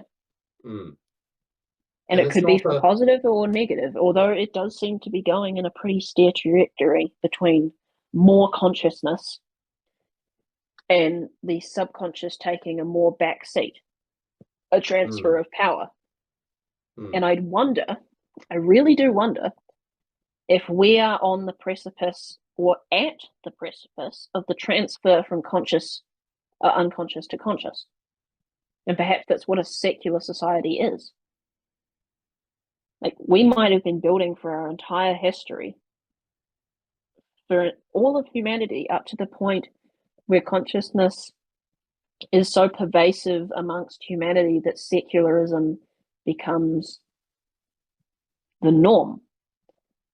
But we're standing in arrogance, assuming that the subconscious hasn't guided us our entire way here and that somehow it's unvaluable. There's still information there. Now, we might only be like 50.0%, like 50.1%, and it's 49.9% across averages, but we have this attitude in the modern world that there is nothing of value in the subconscious, and therefore nothing of value in stories, which is the language of the subconscious. do We've you only think the sub, gained the ability for conscious thought to be not made of stories. do you think the subconscious expands as the conscious side expands?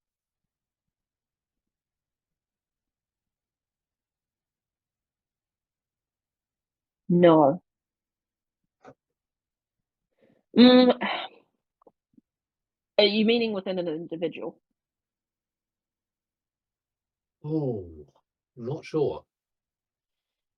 I'm just the Can you, can idea. you, yeah, The can you idea I'm flesh that trying question to. out a bit more? Okay, let me try and work out what I'm thinking or what I'm trying to say here, because it's like if you have a very unconscious individual, like a dog, right? They're, you could say, on the lower edge of consciousness. Let's go with an early human. Yeah, Just, yeah, yeah, yeah. right. Oh, dog feels weird. They're, they've got that. They've got a lot of stuff happening subconsciously, Mm. and then they've got a little bit of consciousness. And as that consciousness grows, it does take over things that the subconscious was doing, right? So it Yeah, expands into new territory over time. yeah. But my point is that the total territory is not finite. It's not, there's no limit that we are bumping against of what the subconscious can do that we are Can aware of. do and physical limitations are not the same thing. Like, we have a certain amount of neurons, we have a certain amount of compute. As a consciousness expands, and assuming that neurons do not grow in the same rate, then subconsciousness will shrink. But I don't think that means that it can do less necessarily. It might be that it covers more area in less detail. Maybe. The image I've got in my head, which I'm trying to make sense of or trying to enunciate, is that if you've got the brightly lit area of the cognitive landscape that represents consciousness expanding, you've got the dimly lit area with an almost totally dark border around Mm. it. As that And conscious then area expands, the lit the area darkness also around there. stretches out further, and the semi-lit area might get thinner, but it's also penetrating deeper than it ever went before. Yes, yes. And the way different people's consciousness is, the individual variation, then you'll penetrate in different directions. Okay, agreed. But I think that the island itself is a fixed size, assuming the analogy. There's a reasonably fixed total amount of area per person Yeah, because we've got and certain and that would and relatively limited. that would vary depending on person and genetics and And the shape yeah. varies and so on. But the point that I think I'm But for getting to, cultural, yeah, for society wide, that might be different. I don't think mm, that there'd be a limit society wide because it would just be distributed amongst different brains. Different brains would be going in different areas, and we mm, have a hell of a lot more brains than we used to. Yeah, and the point that I think that was trying to come up in my head was that there's still value there. That just Yeah. because our consciousness has Oh, expanded doesn't oh mean that yeah. there's, and as our consciousness continues to expand, there will still be value in the subconscious borders. There's Yeah. that we've almost discovered.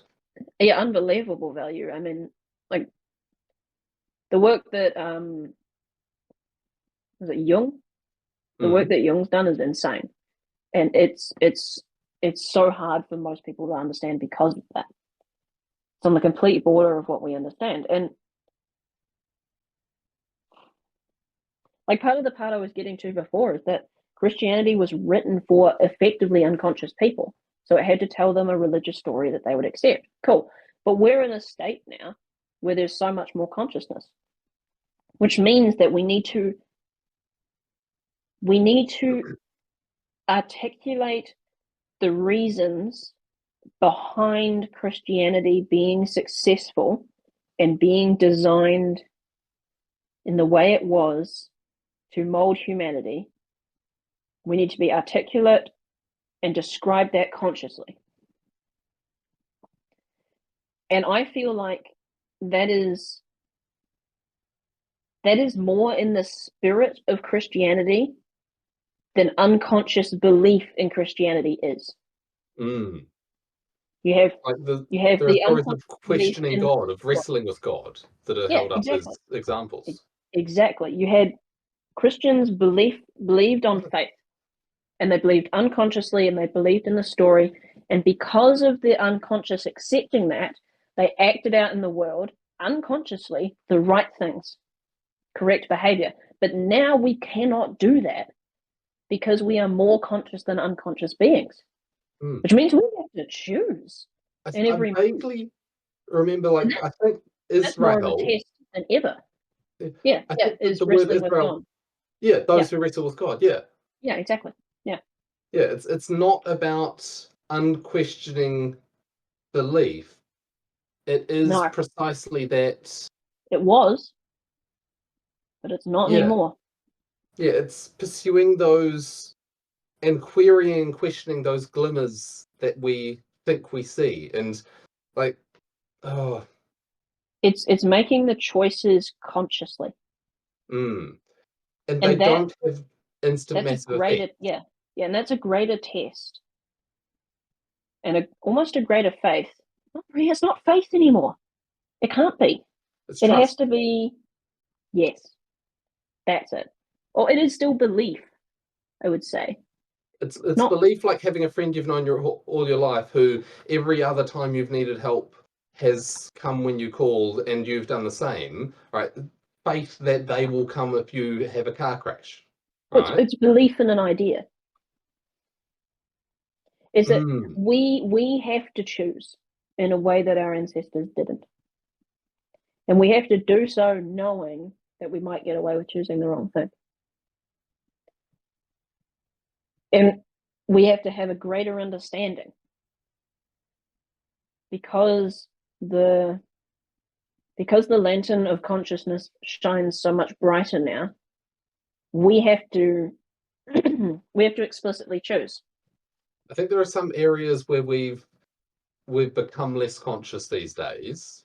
Like we've specialized I in different areas, but I think no, the I total don't area believe is that. still increasing. I don't believe that. I think people choose to be less conscious. I don't think people are. No, no, I'm not saying the total. Well, you know how I we mean talked about the individuals, individual even variation. individuals. Yeah, the most individuals are choosing different areas of consciousness than individuals 500 years ago, Uh, like different forms of growth over their lives. So the pattern of when you say area, description, you mean locale or area as in scope? I'm not sure what you mean by that. Like Well, different. if my theory is true, that the scope of consciousness is expanding to the point where it is starting to become like 51% of the total conscious unconscious balance within the average human mind, Mm. then that would be the case for most of humanity, unless we want to make Mm. the case that some Uh, people are more conscious than others. so by scope, you're referring to sort of total area. Yeah. Yeah, yeah. I'm referring to Okay. the Yeah. Yeah. distribution of that area.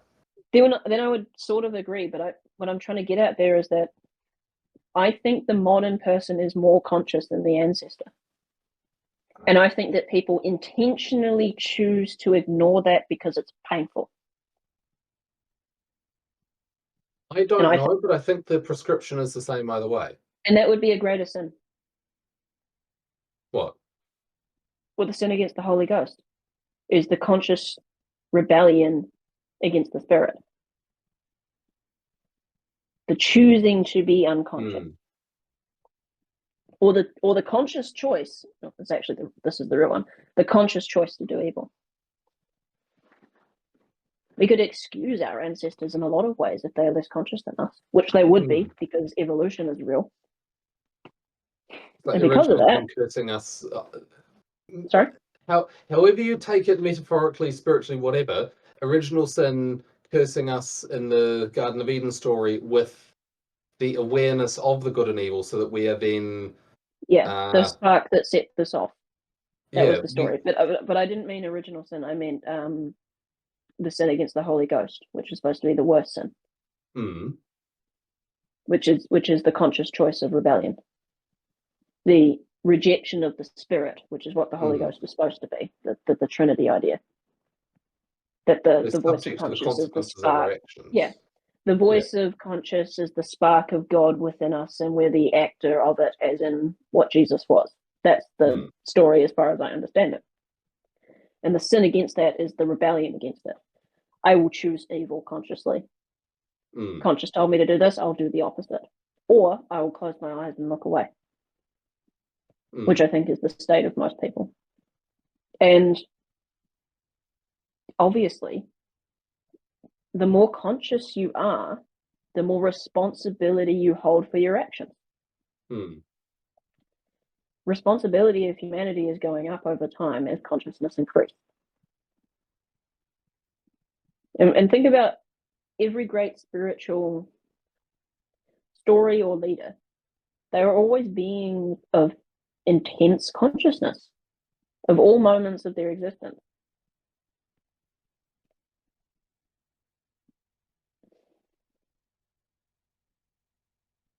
I feel like that's what we're aiming towards, to be a species that is aware of themselves entirely and needs to choose to have full conscious control of all of our actions in every moment. And far too often we choose to look away. I think this is the essence of the story of Christianity, and it needs to be retold in a way that secular people will feel a religious level call for. This is why I keep Stories always making these need points. retelling for every new generation. Yes, but I think it's fundamentally different now. Mm, It needs to be told in a different way. I think the principle is still the same, but we read, people laugh at the Bible because they are beyond it. And the reality is they are beyond it. But it's still beyond them. It's just written for the wrong generation, like you say. mm.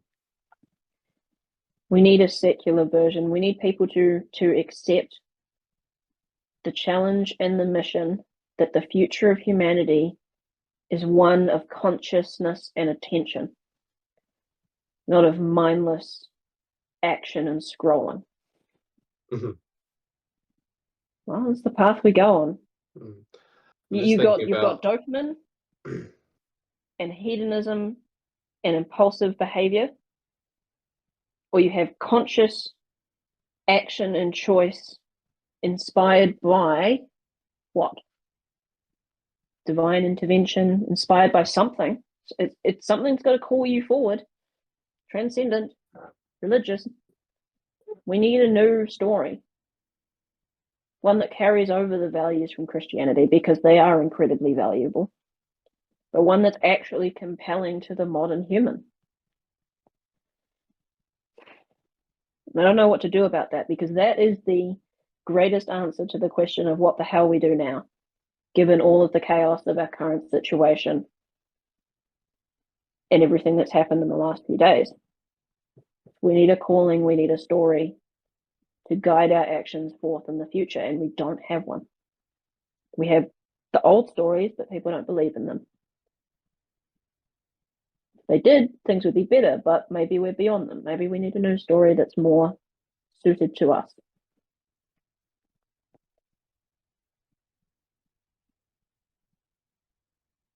Mm. Yeah, I'm starting to yawn too. Sorry. Well, I mean, yeah, we talked about it when we first started the show. If we're doing it right, we don't know the next words that we're saying, but we get carried away with them. Yeah, yeah. So I'm hoping that that rant that I barely remember is valuable to someone. I still feel a great sense that I'm doing the right thing when I do this. So I want to keep doing it.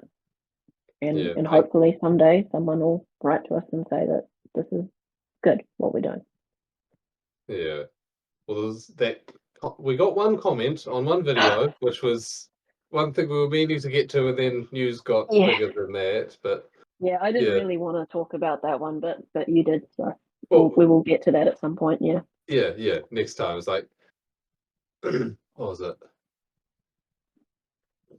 We want to promote the idea of discussing ideas that we or others find difficult to discuss. Yeah. So that comment, yes, it was a criticism of one of those said controversial ideas. Yeah. Yeah, I don't want to punch down too much though. I do feel a bit of a No, I want a steel man to look at what's behind it, not just rip apart the comment so itself. argue with the argument rather than arguing with this individual. And what leads to that perspective and the values that that perspective holds, because it has values. It Okay. has Yeah, sure. reasonable On one ideas of in it. our less serious shows, sure. Because Yeah. We always end up in this place, eh? We start talking, and then we have like, oh, what's going on in the world? Oh god, it's chaos. What's going to happen? Oh, it's more chaos. What do we do about it? Spirituality. Away it goes. But every time's different. Yes, and hopefully valuable. But yeah, we should probably say good night, everybody. Yeah. Thanks for your time and attention. All 2 hours of it. Jeez. Yep. Thank After you. long work day. Yeah, it'd be nice to have a comment from someone being like, "Hey, I listened and I like it." We have a few people who watch, but I don't think they watch the whole way through, so that's helpful. Yep. Either Yeah. way, we'll see you later. Soon we'll And see some analytics about how much gets watched, but I think I'm more curious about that than you. oh, I did look. From what I've seen on the YouTube side, it's like 5 minutes a piece, so not very helpful. Yeah. They never get to the good bit, which is an hour and a half in. Yeah. Yeah. I'll say I'll see you next week, everyone. But I always say that, and it's really that far. See you next time. Bye.